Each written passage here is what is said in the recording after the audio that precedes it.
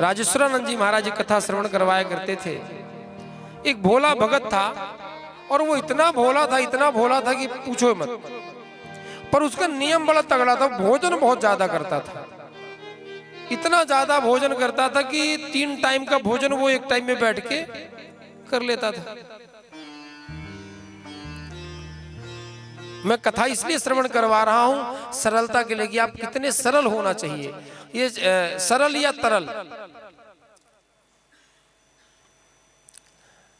अब 3 भैया थे उसके, पर सबसे छोटा भाई ये था। अब 3 भैया थे, 3 भाभियां थी और दिन भर तीनों भैया कमाते थे और सबसे छोटे भैया मजे मजे के साथ, आनंद के साथ भोजन करते थे।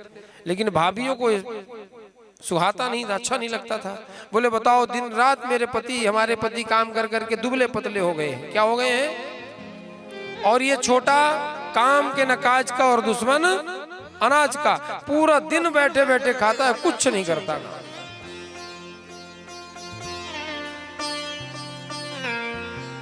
एक दिन भाभियों को आया गुस्सा, बोले इसको घर से निकाल दो, इसको यहां से निकालो भाई, हम इसकी सेवा नहीं कर सकते, कुछ कमाता धमाता तो है नहीं है। उसको घर से निकाल दिए महाराज को, घर से चल दिया। वहां से चलते चलते, अब भूखा व्यक्ति है, क्या है, एक रास्ते में साधु ऋषियों का आश्रम दिखाई पड़ा। उस ऋषियों के आश्रम में अच्छे हट्टे कट्टे साधु बैठे थे दरवाजे पर। तो उसने देखा कि वाह, इस आश्रम में मतलब भोजन बहुत स्वादिष्ट मिलता होगा, तभी तो देखो क्या धुरंधर सभी लोग बैठे हैं। तो संतों के चरणों पर गया, बोले महाराज जी हमें अपने पास रख लो। संतों ने कहा रह जाओ। क्या करना पड़ेगा? बोले चेला बनना पड़ेगा, तभी आश्रम में रखेंगे। तो बोले महाराज जी चेला बना लो, हम तो चेला बनने के लिए तैयार हैं। और फिर क्या करना पड़ेगा? बोले कुछ काम नहीं करना पड़ता है, यहाँ कुछ काम तो है नहीं, चेला बन जाओ, हाथ में माला ले लो, पूरे दिन भगवान का भजन करते रहो, दूसरा कुछ काम नहीं है। तो बोले सबसे महाराज जरूरी बात ये भोजन मिलता है। बोले भोजन जी भर जितना खाना चाहो। तो बोले बस सबसे बड़ी बात वही है, अगर भोजन मिलता महाराज तो हम चेला बनने के लिए भी तैयार हैं और भजन करने के लिए भी तैयार हैं। अब उसने गुरु दीक्षा ले ली और वहीं रहना प्रारंभ कर दिया। आज जब भोजन करने बैठा तो पहली पंगत जब लगी तो भोजन किया तो अधूरा पेट रह गया। तो गुरुजी से आज्ञा मांगी, गुरुजी दूसरी पंगत में बैठा रहूं? बोले क्यों? बोले महाराज पेट थोड़ा अधूरा रह गया। बोले कोई बात नहीं, बैठे रहो। दूसरी पंगत भी उठ गई महाराज, अभी भी इसका पेट नहीं बोला भरा। तो फिर साधुओं से पूछा महाराज जी एक पंगत और चल जाए क्या, क्योंकि अभी मैं भूखा हूं। तो बोले तू इतना खाता है? तो उसने कहा महाराज क्या करे, दाने दाने पे लिखा है खाने वाले का नाम, तो जितना मेरे दाने का नाम का है वो मुझे मिलेगा। तो जो सेवक परोसने वाला था उसने कहा नहीं नहीं, ऐसे बोरे बोरे पर लिखा है तेरा नाम। क्या लिखा है? तुझे थोड़ा थोड़ी लगता, तुझे तो इतना लगता है, तो बोरे बोरे पे लिखा है तेरा नाम। ऐसा कह करके सभी साधुओं ने हंसा और ये प्रक्रिया चलना प्रारंभ हो गई। कुछ दिन बीते थे कि एकादशी आ गई। अब उसका नित्य का नियम क्या था कि सुबह उठता, जल्दी जल्दी स्नान करता और जाकर किचन के दरवाजे पर रसोई घर पे खड़ा हो जाता। हाँ अब चूल्हा जल गया, अब बटलोही चढ़ गई, अब पानी भी डल गया है, अब इसमें पकना भी प्रारंभ हो गया। देखता था। अब आज सुबह स्नान आदि करके नियम में पहुंचा तो कुछ बना नहीं वहां पे, न चूल्हा जला, न बटलोही चढ़ी, न जल डला। तो गुरुजी के पास गया, बोले गुरुजी क्या बात है, आज रसोई में चूल्हा नहीं जला अभी तक? तो गुरुजी ने कहा हाँ हाँ भगत, मैंने भोला भगत, उसका नाम पड़ गया भोला भगत। तो अरे बोले भोला भगत हम तुझे बताना भूल गए थे, आज तो एकादशी है, आज मंदिर में भोग। और भोला भगत तुमको भी एकादशी करना पड़ेगा। तो बोले भोला भगत बोला, दुखी हो गया, बोला गुरुजी आपके और चेले हैं? बोले हाँ क्यों? बोले गुरुजी उनसे एकादशी करवा लो, क्योंकि अगर मैंने एकादशी कर ली तो द्वादशी मैं नहीं देख पाऊंगा। बोले तू इतना खाता है? बोले महाराज मैं सिर्फ खाने के लिए जीता हूं। तो बोले अब क्या करेगा? बोले महाराज जी अब आप ही बताइए उसका उपाय, मैं बिना भोजन तो रह नहीं सकता हूँ। तो बोले देख अब आश्रम में तो भोजन बनने से रहा, चूल्हा एकादशी को वैष्णवों के घर में जलेगा नहीं। हाँ अगर तू इतना भूखा है तो एक काम कर, तू ये ले जा सामग्री, हम तेरे को दे देते हैं और नदी किनारे जाकर बनाकर खा लियो। है नदी किनारे जाकर के सुंदर बना के पाई लियो। पर हाँ एक काम जरूर करियो। जब जाने लगा सामग्री लेकर के तो गुरुजी ने कहा कि बेटा एक काम करना, भोजन पाने से पहले वैष्णवों का काम है कि भोग लगा के पाना। जब तक भगवान को भोग खिलाना नहीं तब तक पाना नहीं। तो बोले चल मैं तुझे सामग्री भी दे रहा हूं, पर तू ये बना तो लेगा ना। तो बोला गुरुजी मरता क्या ना करता, अब इतनी भूखे हैं हम कि हमको तो बनाना ही पड़ेगा। अब उसने बढ़िया 1.25 सेर आटा सामग्री सब्जी वगैरह लेकर के और नदी के किनारे गया और उसने सुंदर चूल्हा जला करके और उसमें बढ़िया पकवान बनाए। उसने जो बनाया और भोजन बनाने के बाद जैसे ही निवाला तोड़ने लगा तो उसे याद आई किसकी, गुरुजी की कही हुई बातें कि बिना भगवान को भोग लगाए पाना मत। तब उसे याद आया तो उसने कहा, क्या कहता है, राजा राम आइए मेरे राम आइए मेरे भोजन का भोग लगाइए। राजा मेरे भोजन का भोग लगाइए। ओ मेरे राम आइए, राजा राम आइए मेरे भोजन का भोग लगाइए। हाँ मेरे भोजन का भोग लगाइए।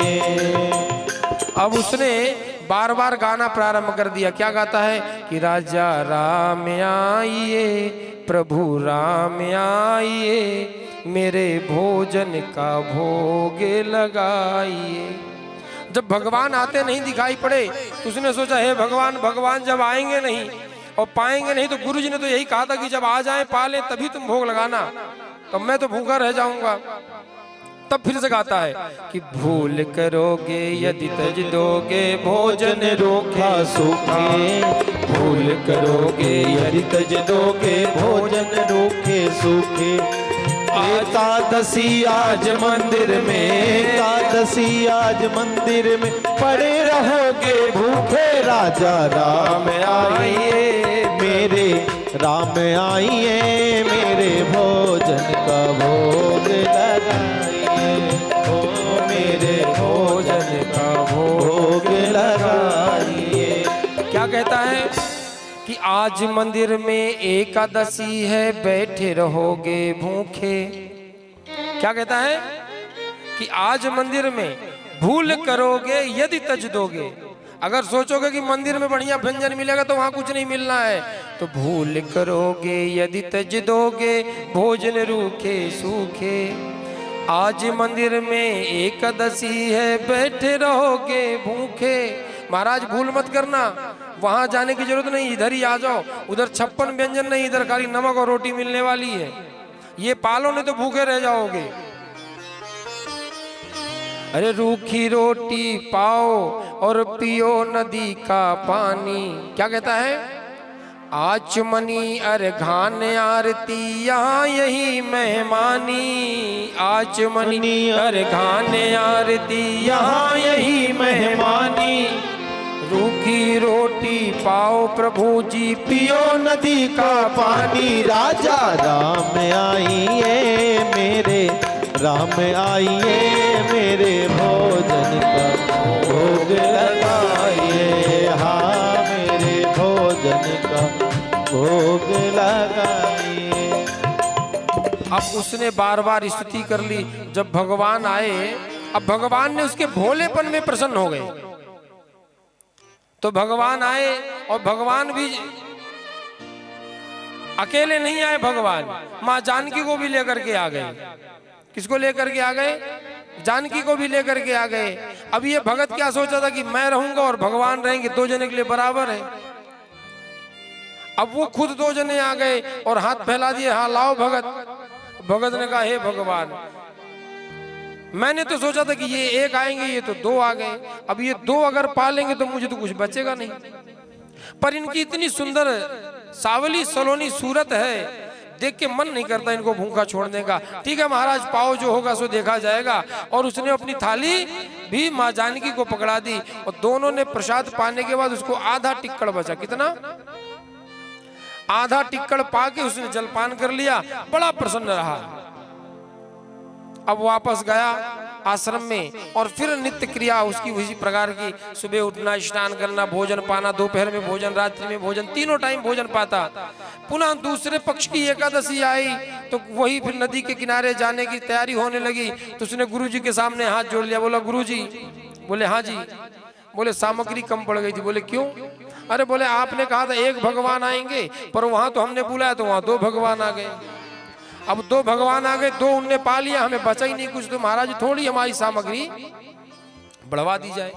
तो गुरुजी ने सोचा है खाने के लिए तो जीता है, थोड़ा शायद सामग्री कम पड़ गई होगी, इसकी सामग्री बढ़ा दो। अब उसका आटा बढ़ा दिया, सब्जी बढ़ा दी, नमक बढ़ा दी, सब कुछ सामग्री बढ़ा के दे दी गई। और ये पुनः लेकर के गया और इसी प्रकार सुंदर पकवानों को सजाया, बनाया और फिर उसी प्रकार स्तुति करने लगा। पर इस बार अब अकेले नहीं, वो सीता राम आइए मेरे, राम आइए मेरे, भोजन का भोग लगाइए। सीता राम आइए प्रभु, राम आइए मेरे, भोजन का भोग लगाइए। जैसे स्तुति करी तो भगवान इंतजार करते बैठे थे। भगवान ने और बड़ी चालाकी दिखाई, पहले एक बुलाया दो आए, अब इस बार दो को बुलाया तो भगवान तीन आ गए। लक्ष्मण जी को भी लेके आ गए साथ में।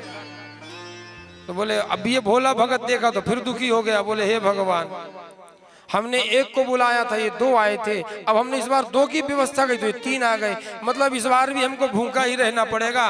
पर सावली सलोनी सूरत माँ जानकी को, लक्ष्मण को देखकर उससे रहा नहीं गया, उसने अपनी भी थाली सरका दी। बोले लो महाराज जी इसको भी पाओ। अभी तीनों ने पा लिया, उसके बाद फिर उसको आधा टिक्कड़ बचा ला। भगवान ने प्रसाद पा करके और अंदर ध्यान हो गए। फिर ये आ गया और इसकी क्रिया उसी प्रकार फिर चलने लगी। फिर ये 15 दिन तक ऐसी चलता रहा। फिर जैसे ही एकादशी आया तो फिर गुरुजी के सामने हाथ जोड़ के बैठ गया। बोला गुरुजी।